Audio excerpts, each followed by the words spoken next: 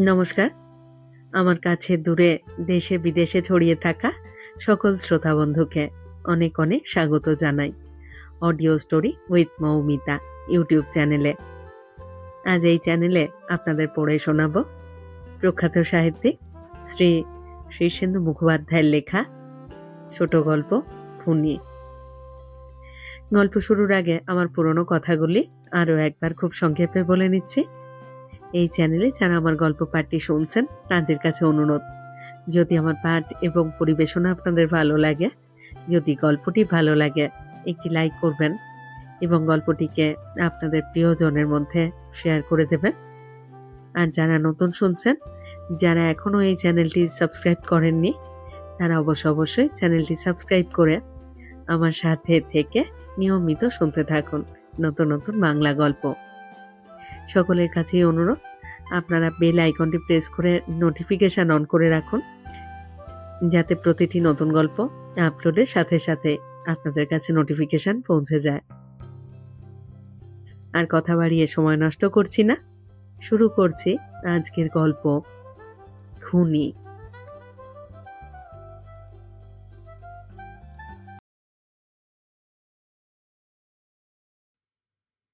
শুভঙ্করকে যদি খুনি হিসেবে চিহ্নিত করা যায়, তাহলে কিছু তথ্যগত ত্রুটি থেকে যাবে।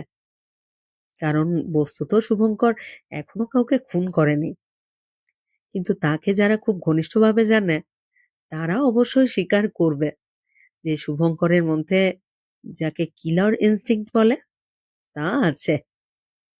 সবচেয়ে বেশি জানে সে নিজে। শুভঙ্করের বৈশিষ্ট্য এই যে সে ডান হাতে ঘড়ি বাঁধে। ঘড়িটা খুব শক্ত করে বাঁধে না, ঢিলে চেনে বাঁধা ঘড়িটা ঢলঢল করে, হাত নাড়লে ছপাত করে চেনের শব্দ হয়। বাঁ হাতে স্টেনলেস স্টিলের একটা বালা, যেমন শিখদের হাতে থাকে। সে লম্বা চুল আর জুলপিও রাখে, গোপ রাখে না। বিশাল তার কান, অসম্ভব পেশিবহুল হাত, যেমন বুকের উপরে 3টে বোতাম সে কখনো আটকায় না। ফলে তার রোমশ এবং ফর্সা বুক দেখা যায়। খুব চাপা প্যান্ট পরে, ফলে উরুপ ফুলে থাকে প্যান্টের উপরে। শক্ত আর ভারী জুতো পরতে সে ভালোবাসে। অনেকটা লম্বাও শুভঙ্কর, ফর্সা, বলিষ্ঠ, আক্রমণাত্মক চেহারা। চরিত্র অবশ্য খুবই সরল। হাসির ব্যাপার ঘটলে হাসতে হাসতে বেহেড হয়ে যায়। ফুটবল বা ক্রিকেটের মাঠে দর্শক হয়ে গিয়েও সে তুলকালাম চেঁচায় হা হা করে। অল্পেই ভীষণ উত্তেজিত হয়, আবার অল্পেই ঠান্ডা হয়ে যায়। প্রচন্ড আড্ডা মারতে ভালোবাসে। খাওয়া তার প্রচন্ড প্রিয় বিষয়। যখন খায় তখন মনে হয় জিঘাংসা বসে খাচ্ছে। সেই সময় কারোর দিকে তাকায় না, কথা বলে না, অন্যমনস্ক হয় না। ঘুমও তার অসম্ভব প্রিয়। যখন ঘুমোয় তখন অতলে তলিয়ে যায়। ছুটির দিন হলে, কাজ না থাকলে, একঘেয়েমি না থাকলে সে সোজা বিছানা নেয়, ঠিক 1 মিনিটের মধ্যে ঘুমিয়ে পড়ে। প্রচন্ড সিনেমাও দেখে সে, সপ্তাহে 3টে-4টে, বেশিরভাগ নাইট শো। আর তার প্রিয় হচ্ছে মহিলাবৃন্দ। কোনো বিশেষ মহিলার প্রতি নয়, কিংবা কেবল সুন্দরীদের প্রতি নয়, সাধারণভাবে যে কোনো মেয়ে তার জীবন পথে যদি রাস্তা পার হয় তার প্রতি সে মনোযোগী।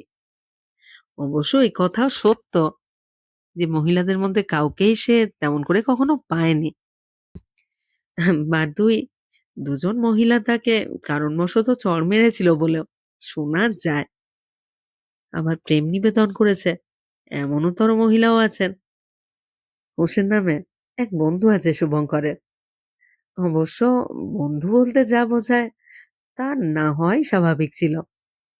হোসেনের বয়স শুভঙ্করের চেয়ে অনেক বেশি।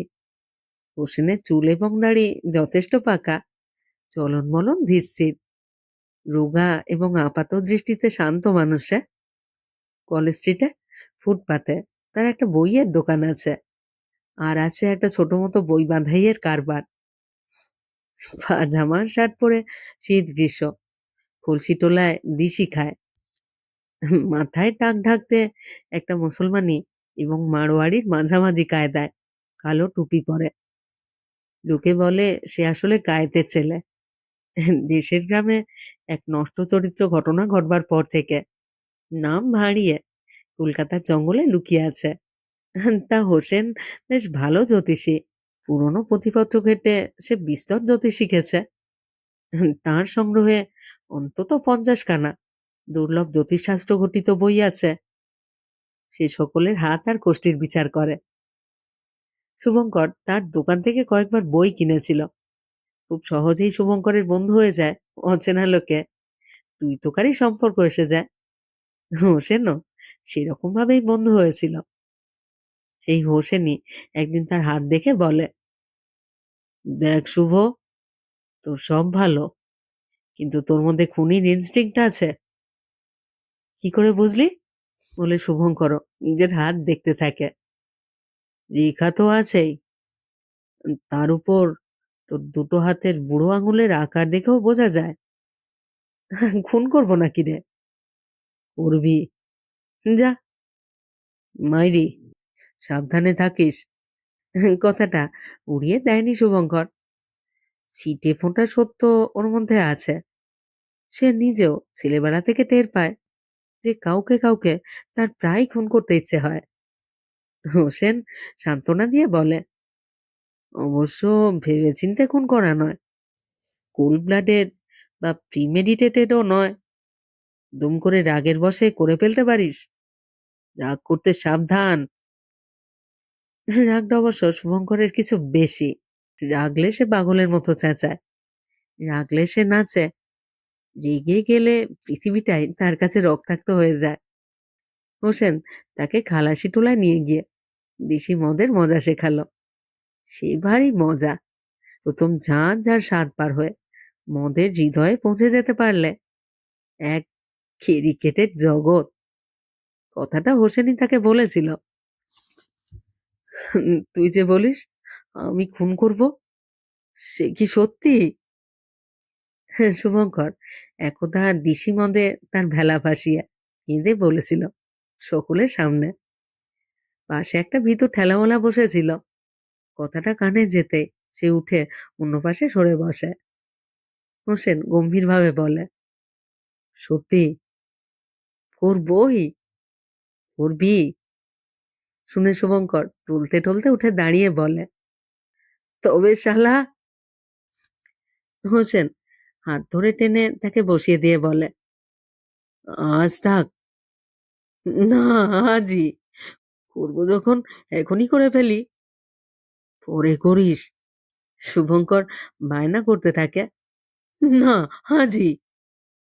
হোসেন বিরক্ত হয়ে বলে, মজাটা নষ্ট করিস না। এতগুলো লোক তেষ্টা মেটাতে এসেছে, এখানে ব্লাড শেড করলে সবাইকে তেষ্টা নিয়ে পালিয়ে যেতে হবে।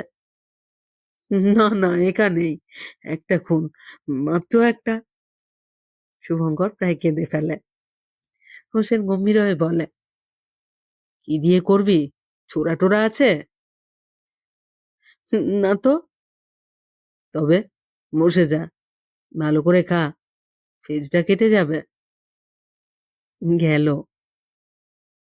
শুধু হোসেন নয়, আরো কয়েকজন বলেছে। যেমন কুমকুম নামে একটি মেয়ে একবার বলেছিল, আপনার যা চেহারা ঠিক গুন্ডার মতো। তাই নাকি? সত্যি, আমি কাল রাতে স্বপ্ন দেখেছি আপনি টগরকে গলা টিপে মেরে ফেলেছেন। সত্যি? বিশ্বাস করুন, স্বপ্ন যদিও, কিন্তু স্বপ্ন তো লোকে এমনি এমনি দেখে না, কিছু একটু সত্যি থাকেই। টগরকে খুন করার অবশ্য কোনো কারণ নেই। টগর শুভঙ্করদের বাড়ির পুরনো চাকর। তার বয়স ৮০-র উপরে। সে চোখে ভালো করে দেখে না, কানেও শোনে না। প্রায় 50 বছর ধরে এই বাড়িতে চাকরের কাজ করবার পর সে ঝিম মেরে গেছে। ভুল বকে, ভুল করে, ভুল শোনে। এমনি একদিন মরে টরে যাবে। বিমনতি খুব হয়েছে এখন।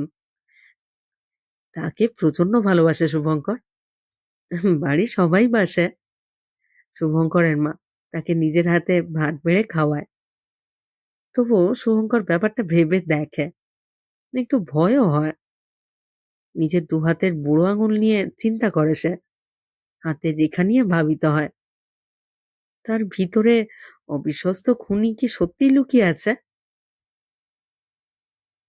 শুভঙ্কর সম্প্রতি একটা বেশ ভালো চাকরি পেয়েছে, এ গ্রেড কোম্পানির জুনিয়র অফিসার, প্রচুর টাকা কামায়। চাকরিটা অবশ্য ধরাকড়া করে হয়েছিল। তার এক বিখ্যাত প্রভাবশালী জ্যাঠামশাই আছেন, আত্মীয় নন, ডাকের জ্যাঠামশাই।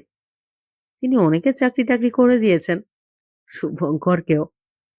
শুভঙ্কর এখন প্রচুর টাকা মাইনে পায়। কিছু করার নেই, অত টাকা দিয়ে সে ওড়ায়। মাসের প্রথম দিকে পার্ক স্ট্রিটের রেস্তোরাঁয় গিয়ে বন্ধু বান্ধব নিয়ে হল্লা চিল্লা আর খানাদানা করে, মেয়ে ছেলেদের নাচ দেখে। একদিন একটা বড় রেস্তোরাঁয় বেয়ারা টিপস নিয়ে তাকে সেলাম দেয়নি। শুভঙ্কর এত রেগে গিয়েছিল যে বলবার নয়। সোজা উঠে গিয়ে সে পেয়ারাটার ঘাট ধরে টেবিলের সামনে হিঁচড়ে নিয়ে এলো। মাথার টুপি ফেলে দিল ঝাপড় মেরে। মাথাটা নুইয়ে ধরে প্রচন্ড খুশি তুলেছিল। বন্ধুরা ধরে ফেলে। সেই ঘটনার সাক্ষী সুদেব। পরে নেশা কেটে গেলে ওই একই কথা বলেছিল, তোর ভেতরে একটা ভয়ঙ্কর ক্রুয়েলিটি আছে। সেই রেস্তোরাঁর গোলমালটা অবশ্য অনেক দূর গড়ায়। সব বড় রেস্তোরাঁতে ভাড়া করা কিছু মস্তান থাকে, মাতালদের সামলায়। শুভঙ্করের সেই কাণ্ডের পর তারা এসে তাকে দলবল শুদ্ধ প্রায় ঘাড় ধাক্কা দিয়ে বের করে দেয়। অপমানটা শুভঙ্কর ভোলেনি। বলে, কেন? রেস্তোরাঁয় বেয়ারাটা আর একটু হলে খুন হয়ে যেত। যা, সত্যি রে, তোকে পুরো খুনির মতো দেখাচ্ছিল। ধুর, শুভঙ্কর উড়িয়ে দেওয়ার চেষ্টা করে। সুদেব সিরিয়াস ভাবে বলে, উড়িয়ে দিও না বাপ, আর একটু হলেই খুনটা হয়ে যেতে পারতো। কিভাবে? শুভঙ্কর অবাক হয়ে বলে, কিভাবে হতো? একটা ঘুষি খেয়ে লোকটা মরে যেত নাকি? ঘুষি নয় জাদু, তোমার হাতে খাওয়ার ছুরিটা ছিল যে। ছিল? আলবাত, সেটা নিয়েই তো তুই উঠে গেলি। লোকটাকে ধরে ছুরি শুদ্ধ হাত উপরে তুলেছিলি মারবার জন্যে। শুভঙ্কর শিউরে ওঠে। খুব বেঁচে গেছে সে। সে নিজের হাতের বুড়ো আঙুল দুটোর দিকে চেয়ে থাকে। আঙুল দুটোর মাথা মোটা, চওড়া। অন্য আঙুলগুলোর সঙ্গে সেই দুটোর অনেক পার্থক্য। সানি নামে একটা মেয়ের সঙ্গে লেকে বসেছিল শুভঙ্কর সন্ধ্যেবেলাতে। এই সময়টায় শুভঙ্করের অবসরপ্রাপ্ত বাবা আরো কয়েকজন বুড়ো মানুষের সঙ্গে লেকের ধার ধরে হাঁটাহাঁটি করেন। এখন হেমন্তকাল, তাই কিছুটা হিম পড়ে। বুড়ো মানুষদের পক্ষে ঠান্ডাটি ভালো নয়। উপরন্তু লেকের গাছগাছালি থেকে বিশ্রামরত পাখিরা আচমকা গায়ে মাথায় পুলিশ বর্ষণ করে। তাই শুভঙ্করের বাবা একটা ছাতা নিয়ে হেঁটে যান। সেইটে মাথায় ধরে হাঁটলে ঠান্ডাও লাগে না। পাখিদের অবিমৃদ্ধর্ষকারিতা থেকে আত্মরক্ষাও চলে। সানিকে নিয়ে লেকে বসে প্রেমপূর্ণ কথাবার্তা বলবার সময় সে হঠাৎ বাবাকে দেখল, ছাতা মাথায় কয়েকজন বুড়োর সঙ্গে হেঁটে যাচ্ছেন। বাবাকে দেখে সতর্ক হওয়ার কিছু নেই। ছানি কাটা চোখে এখন আর অতটা দৃষ্টিশক্তি নেই। তার উপর শুভঙ্কর সানিকে নিয়ে একটু অন্ধকার ঘেঁষে বসেছে। বাবা বুঝতে পারবেন না। শুভঙ্কর সানির কানে কানে বললে, সানি, ওই যে, ওই তোমার হবু শ্বশুর যাচ্ছে। কই? কোথায়? বলে সানি কৌতূহল দেখায়। এরকম অনেক মেয়েকেই বলে শুভঙ্কর। শেষ পর্যন্ত তার বাবা যে খাঁর শ্বশুর হবেন সে বিষয়ে ঘোর অনিশ্চয়তা আছে। ওই যে ছাতা মাথায়। অনেকে তো দেখছি, ৪-৫ জন। ওরা সবাই কি শ্বশুরশিপের জন্য অ্যাপ্লিক্যান্ট নাকি? যা, লজ্জা পেয়ে শুভঙ্কর বলে, ওই যে রোগা মতো সামনের জনের পরে যে যাচ্ছে। তোমার বাবা? সানি এই বলে অন্ধকারে যতদূর সম্ভব দেখবার চেষ্টা করে। ঠিক এই সময় কতগুলো চ্যাংড়া ছোড়া ওপাশ থেকে বুড়োদের উদ্দেশ্যে সুর করে চেঁচিয়ে বলতে থাকে, বৃষ্টি পড়ে টাপুর টুপুর, বৃষ্টি পড়ে টাপুর টুপুর। বুড়ো মানুষটা এই আওয়াজ শুনে দ্রুত হাঁটেন। একজন ম্লান স্বরে অন্যজনকে বলেন, নাতিরা কি বলছে শুনছেন? অন্যজন অর্থাৎ শুভঙ্করের বাবা উত্তর দেন, ওরা আর বুঝবে কি, বয়স হলে বুঝবে ছাতার কেন দরকার হয়। কিন্তু অপমানটা সহ্য করতে পারেনি শুভঙ্কর, বিশেষত যখন শানি সঙ্গে রয়েছে এবং সবই শুনতে পাচ্ছে। ছোড়াদের আওয়াজ শুনে শানি হেসে ফেলে বলে, কি বলছে শুনেছ? মা গো, পারেও দুষ্টু ছেলেরা বুড়োদের খেপাতে। শুভঙ্কর সেই মুহূর্তেই বুঝতে পারে যে তার ভিতরে সত্যি খুনি ইনস্টিংক্ট আছে। এই শালা বলে লাফিয়ে উঠে ছুটে গেল সে। ডান হাতে ঘড়ি, বাঁ হাতে বালা, লম্বা ঝাঁকড়া চুল মাথায়। তার চেহারাটা তখন সাংঘাতিক দেখাচ্ছিল। চেপড়া ছেলেগুলোর উপরে লাফিয়ে পড়ল। সব ছেলেই কিছু সন্নাগুন্না নয়, এই ছেলেগুলো ভীতু টাইপের ছিল। শুভঙ্করের চেঁচানি শুনে পালালো তারা। বাবাকে অপমান, হ্যাঁ, আমার বাবাকে নিয়ে ঠাট্টা। ছেলেগুলো দৌড়ঝাঁপ করে পালিয়ে গেল। সন্ধেবেলাটা খাট্টা হয়ে গেল একেবারে। সানি পরে বলল, শুভ, তোমাকে বিয়ে করতে ভয় হয় কেন? তুমি বড় হুট করে রেগে যাও যে, এমন অপমান দেখলে রাখবো না মা? সানি গম্ভীর হয়ে বলে, অন্ত রাখবার মতো কিছু বলেনি তো ছেলেগুলো। রাস্তাঘাটে এর চেয়েও অনেক খারাপ আর অপমানকর কথাবার্তা আমাদের কানে আসে। শুভঙ্কর কিন্তু লজ্জিত হয়েছিল, বলল, হুম, ছেলেগুলো ভালো। সানি বলে, অন্যরকম ছেলে হলে তোমাকে ছেড়ে দিত না। শুভ, যখন সঙ্গে মেয়ে মানুষ থাকে তখন ওরকম বেহেড হতে নেই। মারপিট লাগলে আমি কি করতাম? হুম। শুভঙ্কর চিন্তান্বিত হয়ে বলে, এটুকুতেই যদি এত রাগ হয় তো সত্যিকারের তেমন কিছু হলে তুমি তো খুনও করতে পারো। শুভঙ্করের বুকটা চমকে ওঠে। সেই যন্ত্রণা, হোসেন তাকে বলেই দিয়েছে সে একদিন খুন করবে। কথাটা কি অমুক? ঘটনাটা ঘটলো এভাবে। একটা মেঘলা ছুটির দিনে দুটো গাড়ি বোঝাই হয়ে শুভঙ্কর আর বন্ধু বান্ধবীরা ডায়মন্ড হারবারে পিকনিক করতে গেল। দুটো গাড়ির মধ্যে একটা হচ্ছে দামি শেভরলে। তার মালিক জয়ন্ত। জয়ন্তর সঙ্গে শুভঙ্করের খুব একটা প্রীতির সম্পর্ক নয়। জয়ন্তকে শুভঙ্কর সহ্য করতে পারে না। ও বড়লোক, ভালো ছাত্র, ভালো স্পোর্টসম্যান। মেয়েরা জয়ন্তকে সামনে পেলে আর কারোর দিকে তাকায় না। সকলের দৃষ্টি আকর্ষণ করবার মতো কিছু স্বাভাবিক জন্মগত গুণও জয়ন্তর আছে। তার স্বভাব চমৎকার, সবসময় হেসে কথা বলে, কথায় ভরা থাকে সহৃদয়তা, ক্ষমা, দয়া এবং মমতা। এ ছেলেকে কি সহ্য করা শুভঙ্করের পক্ষে সম্ভব? তাই জয়ন্তর সঙ্গে কথা বলবার সময় সব সময় শুভঙ্করের কথায় বার্তায় একটা ব্যঙ্গ আর বিদ্রুপ এসে যায়। যেমন জয়ন্ত যখন গাড়িটা মনোযোগ দিয়ে চমৎকার চালিয়ে নিচ্ছে, তখন পিছন থেকে শুভঙ্কর বলে উঠল, জয়, তোর গাড়ির ইঞ্জিনে একটা শব্দ হচ্ছে কেন রে? কিসের শব্দ? গোলমেলের শব্দ। বারে, আমি তো পাচ্ছি না।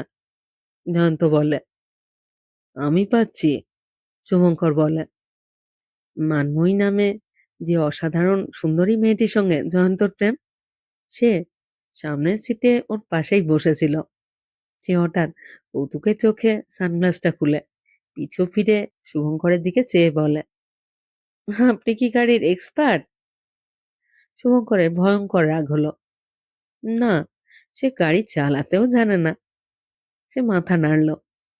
মানময়ী হেসে বলল, কোনো ভয় নেই, কোনো ভয় নেই শুভঙ্কর বাবু, গাড়ির কোনো ডিফেক্ট নেই। আমিও তো গাড়ি চালাই, তাই জানি। পিকনিকের জায়গায় গিয়েও নানা রকম ঝামেলা হচ্ছিল। যেমন শুভঙ্কর ভালো সাঁতারও নয়, আর জয়ন্ত দুর্দান্ত সাঁতার দেয়। জলে নেমে জয়ন্তর সঙ্গে কম্পিট করতে গিয়ে সে নাকানি চোবানি খেল। ও কারণেই প্রায় তার মেজাজ চড়ে যাচ্ছিল। মেয়েরা সঙ্গে আছে বলে মদের ব্যবস্থা ছিল না, এক ক্রেট সফট ড্রিঙ্কস আনা হয়েছে। শুভঙ্কর ঠাট্টা করে বলে, জয়ন্তটা মেয়ে ছেলে হয়ে গেছে, এই কোক কিংবা লেমনের তো মেয়েদের ড্রিঙ্কস। আবার মানময়ী ঠাট্টা করে বলে, বাহ, আপনি খুব মস্ত পুরুষ নাকি? ড্রিঙ্ক করলেই পুরুষ হয়? না না, তা তো বলিনি। যান না, গায়ের দিকে গেলে চলেই পেয়ে যাবেন। ঝগড়া নয়, কিন্তু সকলের সামনেই একটা অপমান। এদিকে জয়ন্ত দারুণ রবীন্দ্রসঙ্গীত গাইল। শুভঙ্কর গান জানে না, কিন্তু মেয়েরা মুগ্ধ হয়ে জয়ন্তকে ঘিরে আছে। তার মধ্যে সানি বা কুমকুমও রয়েছে। শুভঙ্কর বুঝতে পারে তার চেহারা বা গুণাবলী জোর মার খেয়ে যাচ্ছে জয়ন্তর কাছে। তাই সে একসময় দলছুট হয়ে গেল অভিমানে। একা একা গঙ্গার ধার ঘেঁষে ঘেঁষে বেড়াতে লাগলো। একা একা গঙ্গার ধার ঘেঁষে ঘেঁষে বেড়াতে লাগলো। শীতের নদীতে জেলেরা মাছ ধরছে নৌকোয়। একটা হালকা মেঘ দূরে ঘুড়ির মতো স্থির হয়ে আছে আকাশে। ওপারে বনরাজি নীলা, কিন্তু প্রকৃতি তাকে আকর্ষণ করে না। ভেতরে ভেতরে একটা অসম্ভব ফাটো ফাটো প্রতিশোধ প্রিহা। যখন সবাই জিনিসপত্র গুছিয়ে নিচ্ছে, পাতা শতরঞ্জিও তোলা হয়ে গেছে, তখনও জয়ন্ত আর তিনটে ছেলে ঘাসে বসে তাস খেলছিল।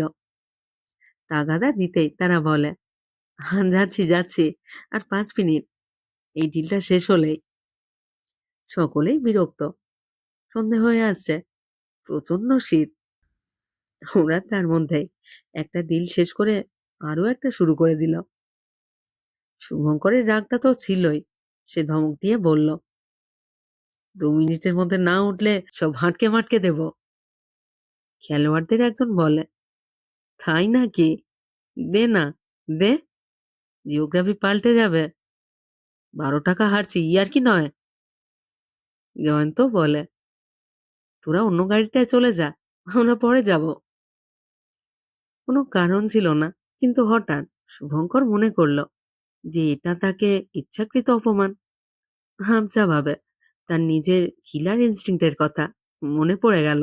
ছিটকে দিল সকলের হাতের তাস। জড়ামণির মধ্যে একটা নির্ভুল লাথি কষালো জয়ন্তর পেটে। সবাই অবাক। তারপর লাফিয়ে উঠে সবাই তাকে ধরতে চাইছিল। শুভঙ্কর এক ঝটকা মেরে ছুটে গেল। মস্ত একটা ডেগের মধ্যে বঁটি, ছুরি, হাতা, খুন্তি সব ভরা হয়েছে। ডেকটা তোলা হয়েছে গাড়ির ক্যারিয়ারে। শুভঙ্কর গিয়ে সেটার ভেতর থেকে মাংস কাটা ছুরিটা টেনে নিয়ে এলো। সবাই বাধা দিচ্ছে। জয়ন্ত লাথি খেয়েও উঠে দাঁড়িয়েছে অবাক হয়ে। শুভঙ্কর সকলের হাত ছাড়িয়ে তার দিকেই ছুটে গেল। কিছুই হয়নি।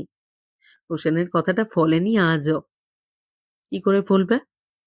ছুরি হাতে যখন ছুটে যাচ্ছিল শুভঙ্কর, তখনও নিশ্চিত সে জানতো আজই সেই আশ্চর্য ঘটনাটা ঘটবে, যা কখনো ঘটেনি, কিন্তু ঘটার অপেক্ষায় আছে।